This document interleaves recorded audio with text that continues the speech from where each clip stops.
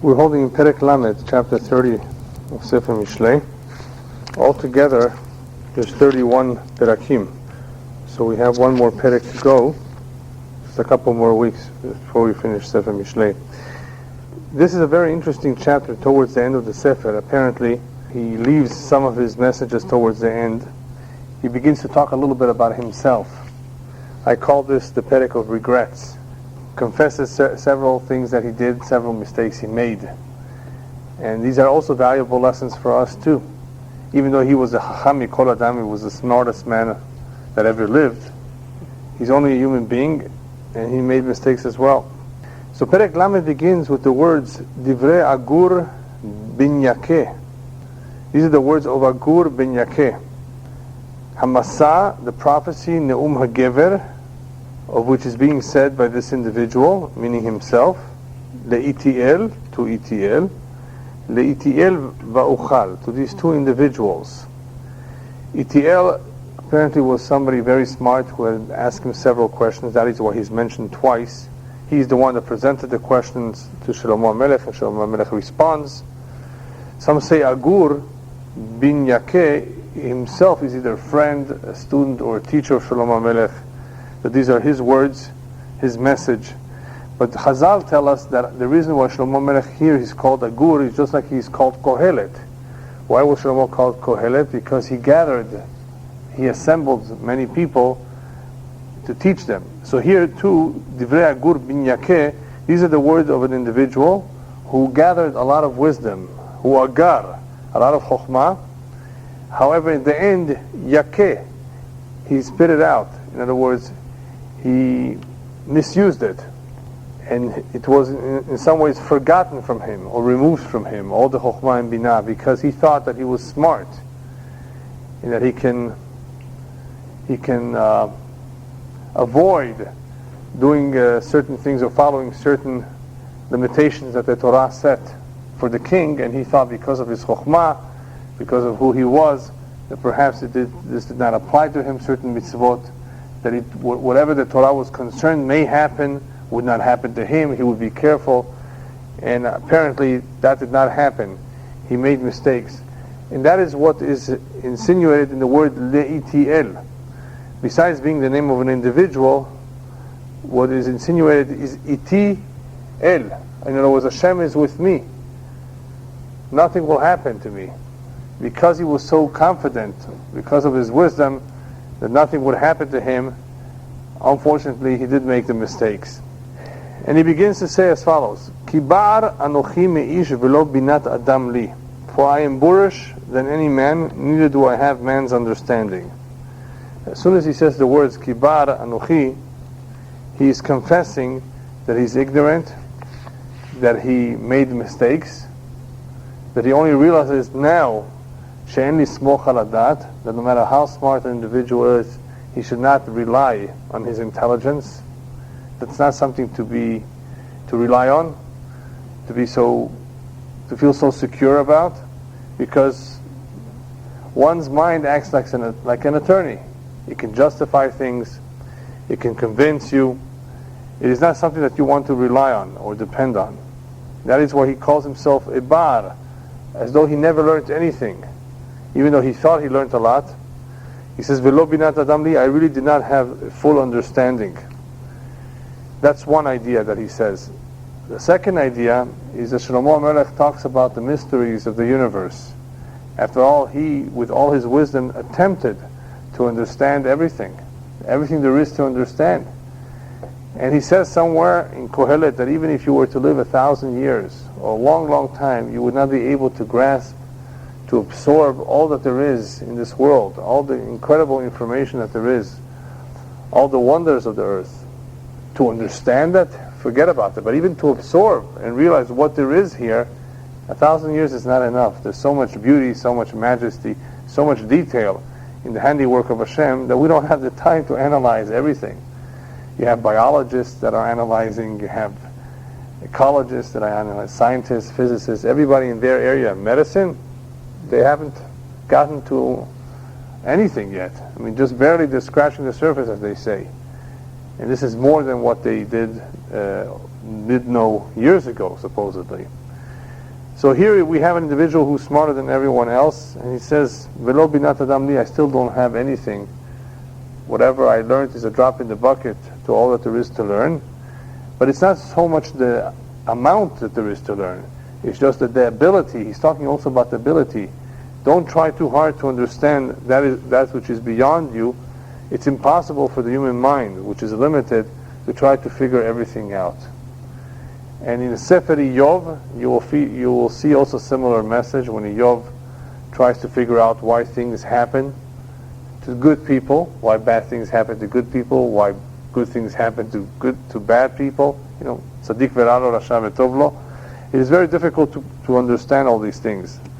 And he's very poetic about it, and in how he describes why it's not worth one's effort to try to figure it out. And he says like this: first of all, v'lo lamati chokhmah v'dat kedoshim eda.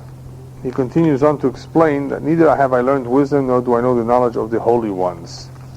In other words, what's the holy ones? That which is sodot habriya, that is which is the mysteries or the secrets of creation. That I did not learn, even though I tried to figure it out, I tried to understand it. The mitzvot, for example, the Torah does not give reasons for the mitzvot. Some of them are logical, they make sense. Even the Goyim have adopted them. We would apply them even if we had no Torah.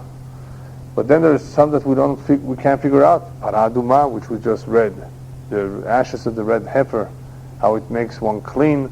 Somehow, when they sprinkle it on you, it removes that high level of impurity.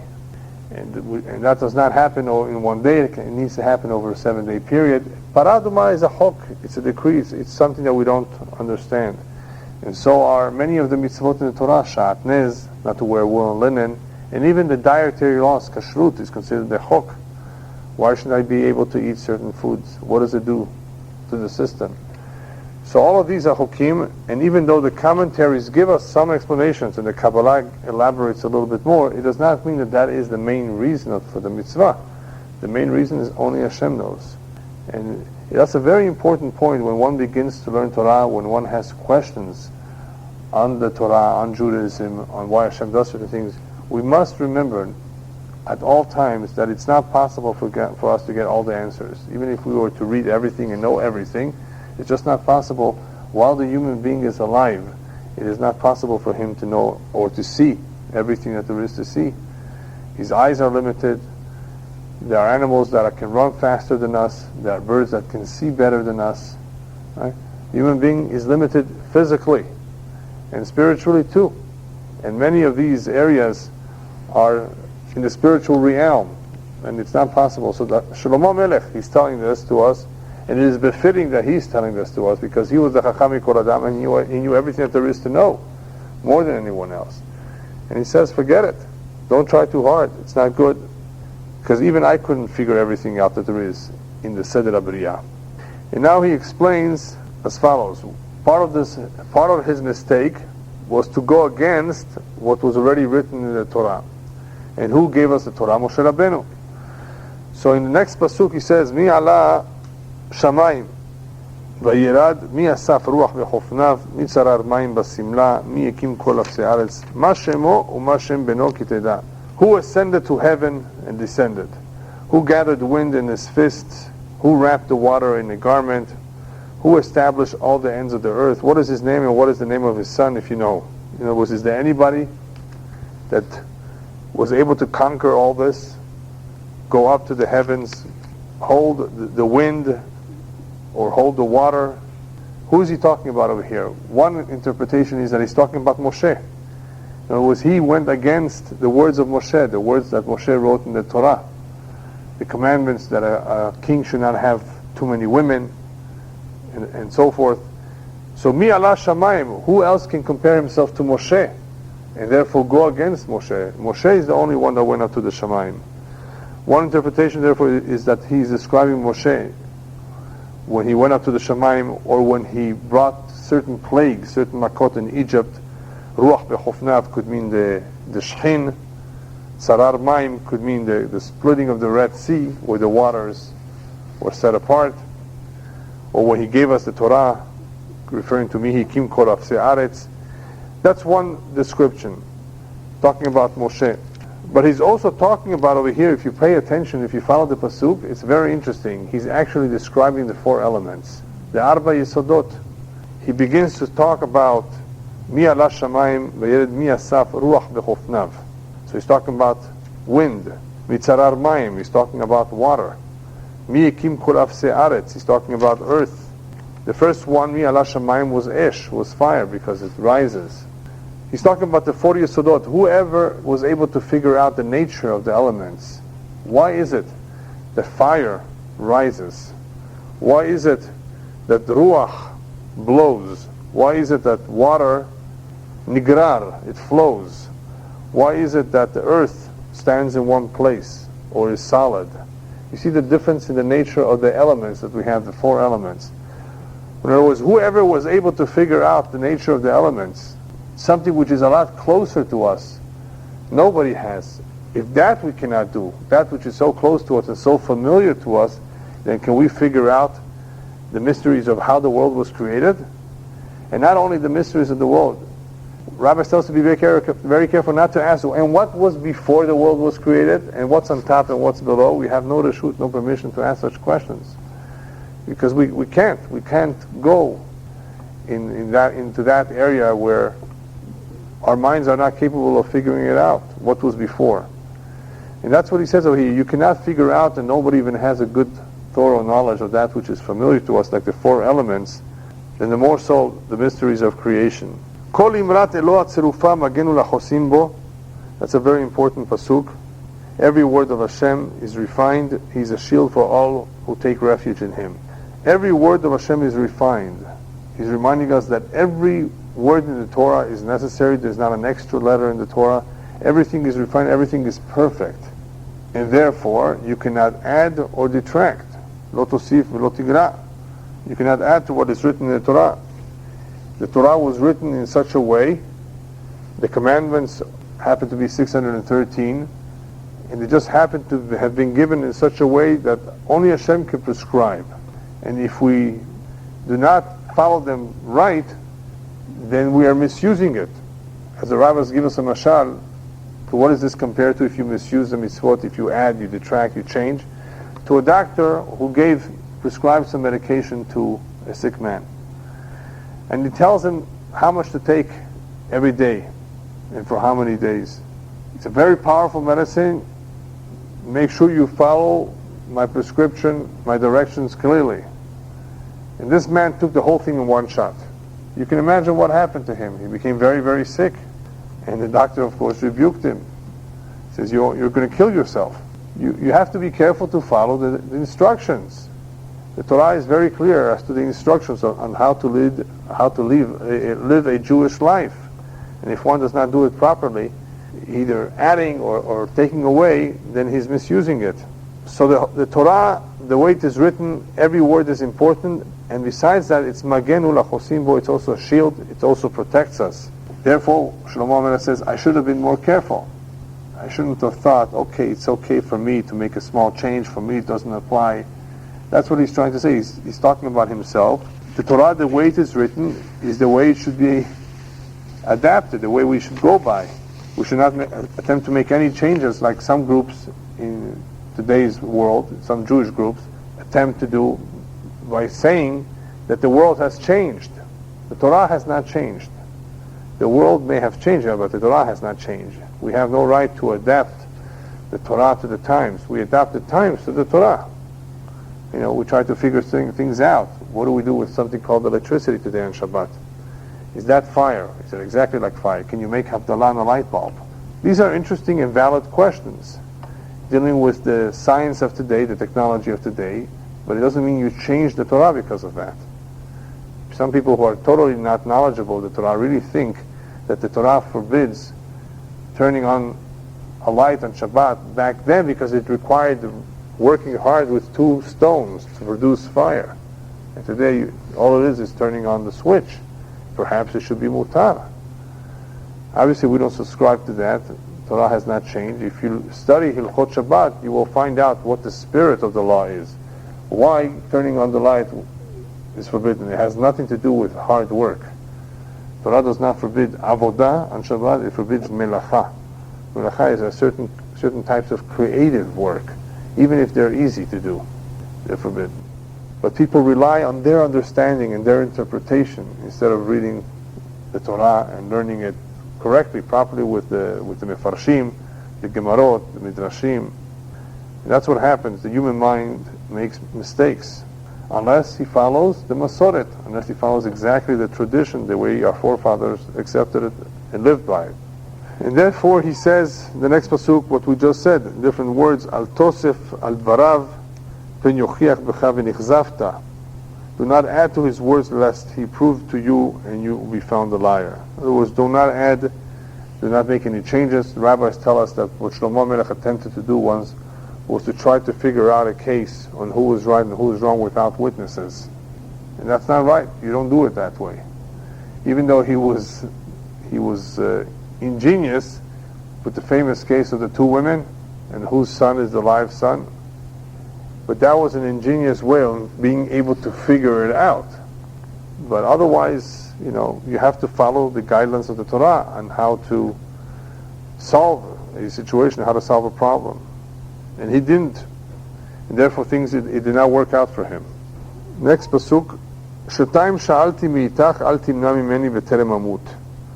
I ask two things of you, of Hashem. In other words, do not withhold them from me before I die. What he's saying here is two things. I ask of you, of Hashem, two things before I die. Why before I die? Because the things that he's going to ask have to do with shlemut ha'adam. A person has to refine his character while he's alive. You cannot do so after you die. In other words, the greatest heights a person can reach is while he's alive. And the following things that he asks have to do with shlemut ha'adam.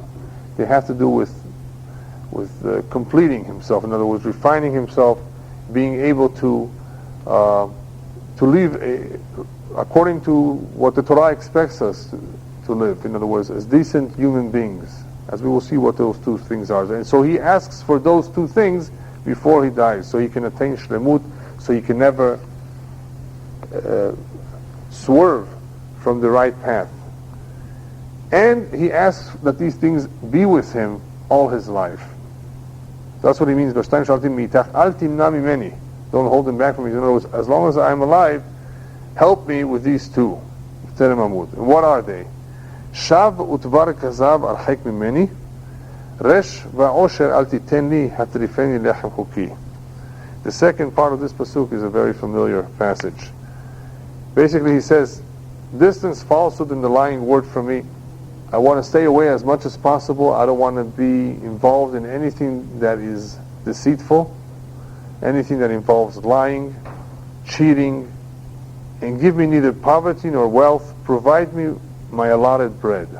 Two very different kinds of ideas. Nevertheless, there's some connection, as we will see in the following pasuk.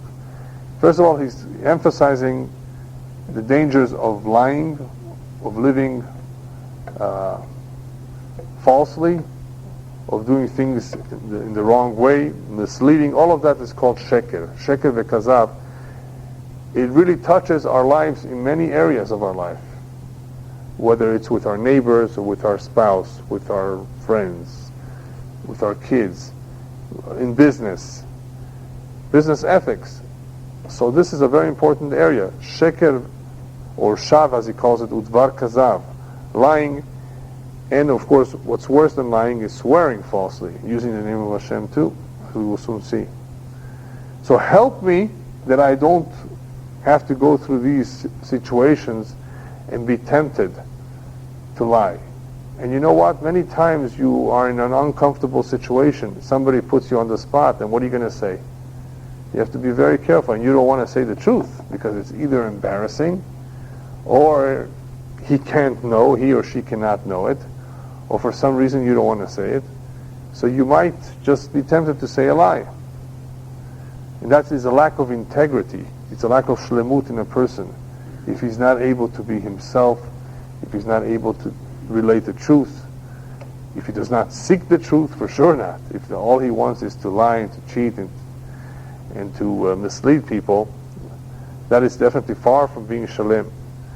And the next one is Resh va'osher al titen li. There are two very difficult challenges in life, the rabbis tell us. Very difficult challenges. One is poverty. She'en yisurim kemo ha'oni. One of the worst types of afflictions that a person can experience during his lifetime is called poverty, no money. If a person is sick, so he feels the pain much more than everybody else around him. But when a man, the breadwinner, is poor, it's terrible. The whole family suffers. And it's very embarrassing, very difficult experience. And in the olden days, it used to be much more of a common thing than today. Even today, there are poor people. But years ago, there were more than there are today. And it's a challenge. So is wealth. Wealth is also a very difficult challenge. And which one do you think is more difficult? Wealth. Being wealthy, having a lot of money, is a big problem. You know, it's a blessing, but it could be a big problem. What does Shlomo Melech ask for? I want neither extremes, no poverty, no wealth. Atrifeni lechem choki. Just give me, provide for me my allotted bread. Just give me what I need for parnasah. I don't need more. So I can pay my bills. If I'm able to pay the bills and have what to eat, clothing, furniture, a house, a roof over your head, that's enough. I don't want anything more. What's wrong? What's wrong with Oni and Osher? Why is it so difficult? In the next pasuk, it reveals to us what they can lead to. If I become wealthy, he says as follows: Penes ba v'chichashti ve'amarti mi Adonai ufeni varesh v'ganafti v'tafasti Shem Elohai. Lest I become sated, in other words, full, and I say, who is the Lord? Who is Hashem? And lest I become impoverished, or is it impoverished? I remember from last time, I guess. Lest I become impoverished and steal and take hold of the name of my God. What does that mean? Hashem swear falsely. If somebody is wealthy, he's risking rebelling against Hashem, taking credit for all his genius, for all his successes, for all his wealth, for being the greatest army in the world, for being the best here, for the best there. And when it comes to poverty, he's pressured because of his poverty to swear falsely, to deny that he took the money, that he received the loan, whatever it may be. He may come to swear falsely using the name of Hashem. Poor person may also have many complaints to Hashem. But rabbis tell us, you know why wealth is worse than poverty? Because at least the poor man, his heart is humble. And he has a better chance to pray and to always beg Hashem that he changes or improve his situation. Whereas a rich man may actually forget his commitment as a Jew, his commitments to his old friends who he forgot about them, commitment to his own family even, if he has lots of money. He may not take care of a brother who's poor. You know, there are many, many stories in Jewish literature about a poor man who has a rich uncle. Right? The poor man who has a rich uncle. But what good is that rich uncle if the rich uncle doesn't help him? And there have been many stories like that. Till today. And one of the last Pesukim that we'll talk about has to do with individuals who don't have any pity even on their own relatives. And the Torah is very clear about when you give tzedakah, that you cannot ignore the plight of those who are closest to you. They come first. Your sister, your brother, your nephew, your niece, they come before other poor people. It's your blood. It doesn't mean that you're discriminating, it's just it's yours. You have to take care of that which is yours. Rabbis, of course, talk about the importance of helping the poor of Eretz Israel, Aniyei Eretz Israel. They talk about, nevertheless, about Aniyei Ircha, those poor in your own city. Got to take care of them first. That is where you are. That is where your responsibilities are first. The Chachamim had to prioritize for us. Otherwise, it would be tricky. Who comes first? Or maybe everybody's equal. No. Two people are going in the desert. Two friends. And one of them has a jar of water. If he drinks it himself, he will live before they reach the next station of water. If he shares it with his friend, they both will die. What should he do? The Gemara says very clearly, Chayecha kodmim lechayecha varecha. If it's your water, your life comes first. You don't have to share it if you have a chance of staying alive. The rabbis have to tell us some clear guidelines, priorities. And what to do with your money. If you're blessed with money, what should you do with the money? What does the money mean? What does the wealth mean? Maybe it's a curse. Maybe it's not a beracha. How could one tell if what he has is a curse or beracha? Another time we'll talk about that. But it's definitely a test, regardless of what the source of this money is, whether it's a blessing or a curse or simple mazal. It's always going to be a test. What are you going to do with the money? Shlomo Melech says, I don't want this test. And it is a difficult test. A lot of people say, Hashem, just give me the money. I'm telling you, I'll do something good with it. And they promise. When the time comes, they don't deliver. That's because the Yetzer Hara is very, very powerful when it comes to money. Very, very powerful. So Shlomo Melech says, I don't want it. I don't want it. Rabbis tell us more things about money. Marbeh nechasim, marbeh dagot. The more money you have, the more worries you have. You sure you want more money? You have more money, you're scared they're going to take it away from you. You have to put bars in your house. I ask people, why do you put bars in your windows? You should walk around with bars, because the chances of getting held up are greater than somebody breaking into your house. So why don't you walk around with bars? People are afraid, they don't sleep well, they're always thinking how to make another dollar, because if you have 1 million, you want 2 million. So it's a vicious cycle, as they say. And it's not always a blessing to have a lot of money. He says, I want atrifeni lechem chuki. I will be very happy if all I have is what I need, nothing more. Next pasuk, also very important pasuk. Al talshen eved el adonav pen yikalelcha v'ashamta. Pen yikalelcha v'ashamta. Do not inform on a slave to his master lest he curse you and you be found guilty. The simple meaning over here is that this pasuk is talking about lashon hara and rechilut. Slandering, gossiping, talking about others. But here, who is he describing? Who is being talked about? An eved. He who is low. He who has a master over him. He who is vulnerable. Because he's vulnerable, you might be tempted to speak about him. You might feel it's okay to talk about him. Be careful. Because if you inform on him and he curses you, you may be found guilty. You will be punished. That curse may come true on you for having informed on him. Have to be very careful with lashon hara. People do not learn the halakha of lashon hara. They don't know, what am I allowed to say? A shidduch comes your way. You're supposed to give your opinion. What do you think of this man, of this young woman? And there's something not too nice about them. Could you say it? Could you share it? We have to learn hilchot lashon hara. What can we say? What can we not say? You cannot just tell people, this man did something to me. Well, if you have a complaint, take him to a bedin and let the bedin hear both sides at the same time. Otherwise, it's lashon hara. A judge who hears one side has to disqualify himself from the case because he's already biased. He's already heard one side and he already believes him. So the simple meaning of this pasuk is be very careful not to inform, not to talk about other people. Otherwise, you risk being cursed. But he's also talking about another very important point that is mentioned very strongly in Judaism, that one has to be very careful. Lo limsor din al chavero afilu rasha. Never tell HaKadosh Baruch Hu, take care of him, punish him. He did this to me, he did that to me. Hashem, you take care of him. I can't do anything anymore. I give you the din. Anybody who tells Hashem to punish someone, Hashem says, really, you want me to do that? Let's take a look at you now. Yeah, are you completely clean too? Are you okay? Maybe we should start with you first. Since you're asking to go after somebody else, I'm going to go after you. So kol hamoser din al chavero ne'nash tchila. They punish him first. They go after him. You have to be very, very careful.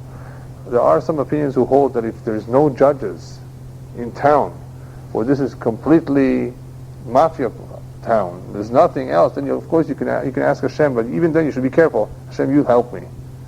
Don't ask Hashem to do a din al chavero. First of all, maybe you deserve whatever it is. That, a lot of people have been put in jail for no reason. They're really innocent. Have you heard of that? It happens, and they let them free after 20 years, right? They finally got the DNA, and they realized that he wasn't the rapist. Have you heard of that? It's a similar story. For no reason whatsoever. Anybody who studies Judaism knows she'en mikre. There's no such a thing as a coincidence, as something happening by chance, as something happening for no reason. Even though a person who does a wrong, whether it's a criminal or a policeman or whatever, if they really did a wrong, they may have to pay for it. But the victim is never just a victim of circumstances. The victim is a victim because kach nigzera me'ashamayim alav. That is what was decreed b'shamayim either on that day, either on Rosh Hashanah of that year, or from his mazal, that he has to undergo through this because of some tikkun, a previous gilgul, previous incarnation. So therefore, if something happens, why are you asking Hashem to punish him? Maybe Hashem wants it to happen like that. Maybe He allowed it to happen. You have to be careful not to ask Hashem to do His business. Hashem knows what He needs to do. This is also a very important lesson for prophets. For prophets, Hoshea ben Beri did not do the right thing by telling Hashem, Hashem, these Jews are no good. Switch them. Take another nation. This is a Jewish prophet telling Hashem, Hashem, you know what? Switch. Take some other kids. Take some other nation. They're really no good. What does Hashem tell him? Go marry a prostitute. Very, very strange thing. And he has kids with her, and then he's told to leave her. How could it leave? How could he leave? How could he leave this woman who he got married and who he began to love and became attached? Hashem says, here, you take somebody that you did not know, some stranger, some prostitute, and now you have a hard time letting go, and you want me to let go of the Jewish people? This is a lesson for him to learn. There were two kinds of prophets, however, and that has a lot to do with their personality. One prophet always fought for the kavod of Hashem, Eliyahu Navi, Yeshayahu. They were very upset at Am Yisrael, and they spoke to Hashem, Hashem, these people, are no good. They're stubborn. Eliyahu Navi was punished.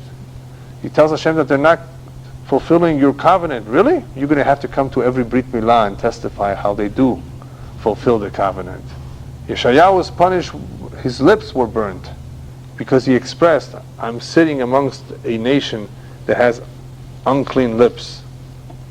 Really? So don't speak bad about my people, Hashem says. Your job as a prophet is to speak good about them, to defend them.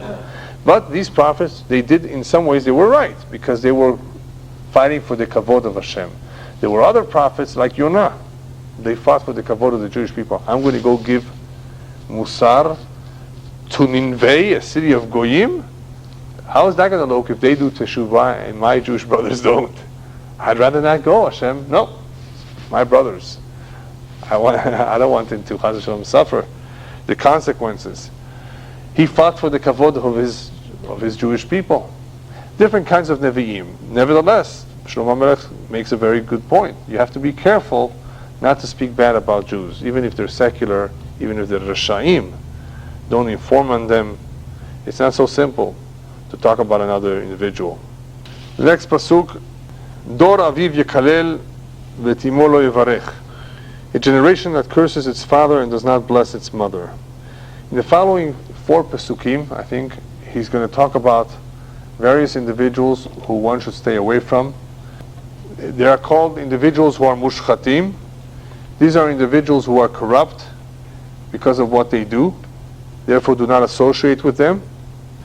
But he's also describing a situation which is very unfortunate. If it ever happens that one is living at a time where Dor Aviv Yekalel, where we're living in a generation, which is our generation, that curses its father and does not bless its mother, a generation that has no akarat tov, no appreciation to the previous generation, a generation that is disrespectful to the elders, it's no good. That's not a good sign. That's a terrible sign. Why? Because it shows that we don't have any respect for the Masoret, that we no longer have any respect for our tradition. There is a very important connection between our forefathers, the previous generation, and the tradition. In the generation of Mashiach, the rabbis tell us chutzpah yizgeh. Chutzpah will increase. That a son will rebel against his own father. He will speak up. He will be chatzuf. People will be more rebellious. There will not be the same kavod as there was 50, 60 years ago, whether it's to the teachers, to the elders, to the rabbis. And as a result of that, guess what else happens? There will be a lot of assimilation. People will become distant from Judaism, and the two go together. Because if there is no kavod to the parents, then why should the child give kavod to the father's tradition? You see? If the child really loves his father and mother, you think he would easily move away and marry a non-Jewish girl? If you know that that means so much to your parents, would you do something that would hurt them, that would pain them? It's just like husband and wife, which I've used this as an example in the past, or even two very good friends. If you were prepared to do something that will pain, that you know will pain your friend, your spouse, and you still do it, that means you don't really love them 100%. In a true loving situation, one would never do something that he knows would very much bring pain to the other individual. If he does so, then his love is not 100%, or maybe he has a weakness, he has a problem. He really cares, but he's addicted to something. Whatever. It's still either way, it's still a problem. The relationship will suffer as a result. It's not complete. It's not 100%. So therefore, here, with the lack of respect for the previous generation, for the lack of kavod, the tradition, the masoret, which the father is responsible in handing over to this child, will suffer too. So the first individual we're talking about that he tells us to stay away from is one who is disrespectful of a previous generation, who has no kavod for his parents. The next one is dor tahor be'inav umitzoato lo rachutz, a generation that is pure in its eyes but is not cleansed of its filth. Those who think that they're okay, they didn't do anything wrong. Their problem is that they will never do teshuvah. Rabbis consider many of these people in this category tovel v'sheretz be'ado. He goes to the mikveh, he wants to become clean, but he takes with him an insect that is tameh. In his hand, he holds it while he's going down in the mikveh. Let go of it. If you want to really become clean, let go of your bad ways. Let go of your tumah. Don't go down with it. There are a lot of people who are doing teshuvah, but they're still holding on to their bad ways. That's called tovel v'sheretz biyado. Immersing themselves in the mikveh, that's good, but they're still holding on to the sheretz, to the unclean animal, to the tumah. So these people, this generation, dor tahor ve'inav umitzoato lo rachutz, they did not cleanse themselves.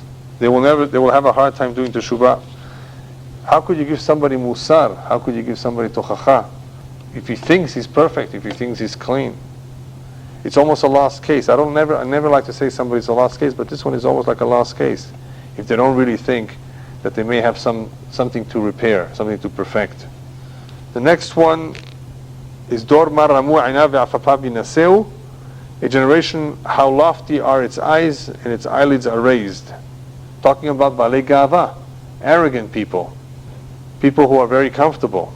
And this is a very terrible midah, because rabbis tell us gava meviya lidei kol minei chataim. Arrogance is a very, very bad midah because it leads to many sins. Therefore also somebody to stay away from. The next one is dor haravot shinav uma'achalot metale'otav le'echol aniyim meretz ve'vyonim me'adam. A little bit wordy, a little bit difficult. And this is the translation: a generation whose teeth are like swords and its molars are like knives, to devour the poor of the land and the needy of the men. I don't know why he uses so many words to describe people who are out to get the poor, to take advantage of them, to devour the poor, the land of the needy men, the land and the needy of men. What he's talking about are those people, shalom merachamim al aniyim, those who are not compassionate, who have no pity on the poor, who are out there to enrich themselves, al cheshbon aniyim, on account of the poor, whether they are in a position of power or whether they're just individuals who do not give tzedakah, and they can. And he compares them to, it's a generation of haravot, of swords, because they are destructive in their ways, in their business ethics. And if you meet up with such an individual, again, stay away from him. This is something very corrupt, very unfortunate, terrible midah, not to have pity. Am Yisrael is known as Baishanim, Rachmanim, Gomlei Chasadim. We are Baishanim, we are bashful. Rachmanim, we're kind, compassionate. Gomlei Chasadim, we're kind. All of these midot, all these characteristics belong to the Jewish nation. If a Jew is lacking in one of those in its entirety, Rabbi says you may suspect that he has non-Jewish blood running through his veins. How could it be that he's totally not compassionate? How could it be that he never does an act of kindness? How could it be that he's not at all bashful at ever? Maybe there's some non-Jewish blood running through his veins. Otherwise, how do you explain it? So somebody who is destructive in society, does not look well on the poor, does not help them, is not a good man. The next few pesukim are very, very enigmatic, very puzzling, but the commentaries, without the commentaries, it would be hard for us to understand what he's saying. These are the last ones that we'll do for tonight. Pasuk Tetvav. La'aluka shtei banot, hav. Shalosh henna lo tizbana, arba lo amru hon. Okay, listen carefully to the translation. La'aluka shtei banot, the leech. You know what a leech is? You know what an aluka is? A leech or an aluka sucks your blood. They used to use it sometimes to draw blood. The leech has 2 daughters, give and give. There are 3 that are not sated and 4 that do not say enough. Okay, it's very hard to understand what he's talking about, right? So what is the aluka here? In this pesukim, he's talking about the punishment that will come on all these individuals that we just mentioned, all these bad individuals. La'aluka shtei banot hav. He's talking about Gan Eden and Gehenom. They both want. They both say give. The Gehenom wants the Reshaim, give me the Reshaim. Gan Eden says, give me the Tzadikim. That is why he says, Shalosh hena lo tizbana, there are 3 that they never become full. Arba lo amru hon. Sheol ve'otzer racham eretz lo save'a mayim ve'esh lo amra hon. The grave, the confined womb, and the earth which is not sated with water, and fire which does not say enough.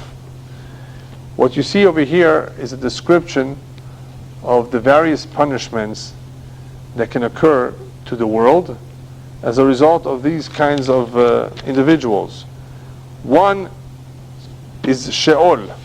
What's Sheol? The grave. When people die before their time. Otzer Racham, as the rabbis or as the Torah calls it elsewhere, is the punishment of Ariri, where a person is not blessed with children. Otzer Racham, in other words, the womb is held back. Eretz lo save'a mayim, a little bit of water comes down, but the land is not saturated with water. In other words, there's not enough rain. Ve'esh lo amra hon, and when you have many wildfires, the fire says it's not enough. In other words, I haven't had enough, I want to consume more and more. These are some of the punishments that can happen to individuals, to those individuals who have the characteristics that were mentioned before. Rabbis also tell us that the reason why Sheol and Otzer Racham or Rechem, the womb, are mentioned together, because there is a remez here, hint to Tchiyat HaMetim. Just like a woman becomes impregnated, something enters her body and something exits her body. That is the way birth occurs. In the same way is Sheol, or the grave. Something enters the grave and something will also come out of the grave. In other words, there is a connection between the grave and the Rechem, and the womb of a woman. A remes Tchiyat HaMetim, the rabbis tell us. Another way of looking at it is if somebody who was never here before arrived in this world once, right? The more so, somebody that was already here will come back. You see a little bit of the logic? If somebody that was never here before was able to be born and come into this world, then the more so it should be possible for somebody who's already been here before that should be coming back. And that's the way, of course, seeds of apples or of any tree, of any fruit work. I mean, the apple, the fruit was here before, it has seeds. You plant those seeds, a new apple or a new tree will come out, right? So that's why there is a connection here between the Sheol, between the grave, and the mother's womb. The last pasuk, I think that we'll do tonight, says as follows. It's a continuation of what we just said. Ain til'ag le'av v'tavuz le'kehat hem yikeruha orvei nachal v'yochluha v'nei nashel. Again, he talks about the punishment that will come to someone who is disrespectful of his father. The eye that mocks the father and despises the mother's wrinkles, may the ravens of the valley pick it out and the young eagles devour it. Very poetic, very difficult to understand, but what he's saying is somebody who is not respectful of his parents one who opposes his parents, this is what should happen to him. Why does he use ravens? Anybody know? Orvim. Ruvei nachal v'yochlu b'nei nesher. What does ravens are? Rabbis tell us that the ravens are very achzarim, they're very cruel on their own kids too. And if one is cruel to his parents and does not take into account how good they were to him for all these years when he was a child, that's cruelty. When they need him in their older years. And this happens a lot today. You know, that a child is ending up taking care of his parent. Sometimes the parents don't want to be a burden on their children. Therefore they don't seek the assistance. But nevertheless, they would appreciate the kavod and the respect and the attention that everybody likes and everybody wants. And they deserve it. That is the way, at least a little bit of the appreciation that we can show them for all that they have done for us. But why is he so severe here? Why is he telling us that let this man be punished in such a manner? The reason for that is as follows. The rabbis tell us, "Shakadosh Baruch Hu hishva et kavod haorim likavodo." HaKadosh Baruch Hu made equal his kavod to the kavod of the parents. Kabed tavicha v'timecha. It's in the Aseret HaDibrot, to honor one's parents. The whole idea of kibud orim is very, very significant in Judaism. Why? Why so much? So the rabbis tell us because it is through the mitzvah of kibud avayim that one can really attain the mitzvah of ahavat Hashem, the love for Hashem. How is that? When one sees what his parents did for him or do for him, that they fed him, they clothe him, they take care of all his needs, he will come to realize how much Hashem does for him, how much Hashem takes care of him. In this way, this will implant in him the akarat hatov, the appreciation, and ultimately the ahavat Hashem for all that Hashem does for us, His kindness. Despite all the trouble that Am Yisrael has gone through, Hashem has been very kind to us. He's been very compassionate to us. And the fact is, the facts speak for themselves, all the miracles that we've witnessed. So even though we've been living through very difficult times where many people have been killed and suffered, and people have had complaints to Hashem because of the Holocaust and the like, you have to take the whole picture, look at it at the whole, not just at the specifics. And if you look at the specifics, because if you look at the specifics, at one specific, at the second specific, you might get the wrong conclusions. You might think that this is a very cruel God.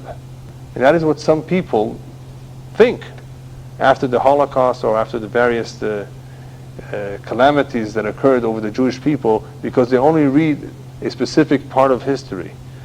You have to read the whole history of the Jewish people that spans over 3,000 years. And we have the benefit of being able to read the script that HaKadosh Baruch Hu has given us. And if you read the script, it's like knowing the outcome of the movie before the movie begins. And what's the outcome of this long movie? The good guys will always win. Just like in Hollywood. Right? The good guys always win.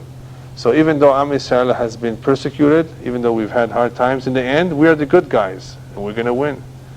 It doesn't appear to us this way. It appears very cruel. That's only because we're looking at something very, very specific. We have to look at the whole picture. And that is the significance of kibud avayim, for a child to respect the previous generation, for him to give kavod to the elders, for him to realize that they have so much knowledge because they are closer to Sinai than he is, and his grandfather is even closer. That is the whole idea behind giving kavod to previous generations. They're smarter than us, now we are smarter than them. A lot of people today have the wrong attitude. They think that just because kids today are able to play on computers, that makes them smarter than their parents. We're not talking about brain power here. We're talking about kedusha, we're talking about spirituality, we're talking about tmimut, sincerity. Yes? I think that would be a clear indication for the Jewish people today, as a result that Esau's head was buried at Hebron. Therefore? Esau respected his parents. Yeah, Esau had some zechut, of course. Yeah, some merit as a result of that. So it must be a message for us. Yeah. No, it's not only a message for us, it's a message for everybody. It applies even for the Goyim. The Goyim accept it too. The Goyim accept this too. However, by us, it's very significant because the whole tradition, the whole Masoret, The whole Jewish faith, the whole emunah of Am Yisrael is dependent on this connection between a father and a son. In the Kriyat Shema we say Vishinantam levanecha. It's the father's responsibility to hand over the tradition to his children. It's his responsibility that the future generations continue with the Torah. And if he cannot teach because he does not know, then he has to send them to a good school where they will teach them, where the teachers will give over to them. And that is the importance of respect for the teachers. And the teachers don't have that today too much, unfortunately. Right? Many teachers do not have the respect that their teachers had when they were younger, when they were students themselves. So this is something that we've been suffering from, because these are the days of Mashiach that the rabbis tell us, listen, this is what you should be expecting. You have the script. If you read it, which many people are not doing, then you will have a better understanding of why things are happening. Many things are happening today in the world, and the only way to understand them, to have a better understanding of what it is and what it means and where it's leading to, is to read the script. People who complain, why is the Holocaust, why did God do this, is because they haven't read the Torah. If they would read the Torah, they may not have all the explanations, but at least they will realize she'en mikriyut, that nothing is happening by chance by itself, that everything is preordained, everything is being directed from above. Sheyesh mashgiach, there is a supervisor, and that is HaKadosh Baruch Hu. And it's through the kavod that we give our parents that we will be able to relate to him as well, because there's an important connection between the two. And that is why Shlomo Melech emphasizes how important it is to maintain strong kesher, strong relationship between children and parents.